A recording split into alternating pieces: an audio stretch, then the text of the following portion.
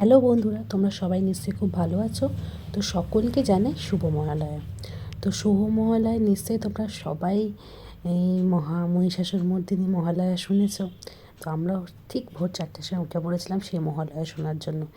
এই দিনটা একটা আলাদাই অনুভূতি প্রত্যেকটা বাঙালির কাছে। প্রত্যেকেই বলতে গেলে এই মহালয়া শোনে। আর সত্যি কথা বলতে গেলে প্রত্যেক বছরেই অপেক্ষা করা দুর্গাপুজোর জন্য। তো দুর্গাপুজো চলেই এলো বলতে গেলে, কিন্তু খারাপ একটা বিষয় তো লাগে, এখনও লাগতো, ছোটোবেলাতেও লাগতো, এখনও লাগে। পুজো এলো তো খুব ভালো কথা, কিন্তু কিছুদিন পর তো পুজো শেষ হয়ে যাবে। মানে আসো আসো আসছে, এটাই কিন্তু ভালো। এসে গেলে তো মানে আর কদিনের ব্যাপার, পুজো চলেও যায়। বাট সত্যি কথা বলতে গেলে পুজো চলে গেলে খুবই খারাপ লাগে।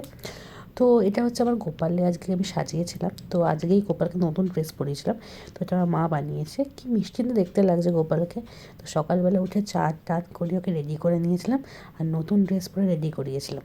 পুজোর প্রত্যেকটা দিন আমি গোপালকে এইভাবে সাজাচ্ছি এবং কী কী ড্রেস বানিয়েছি ওর জন্য তোমাদের সাথে আমি সব কিছু শেয়ার করবো। তো আজকে টাটা, বাই বাই।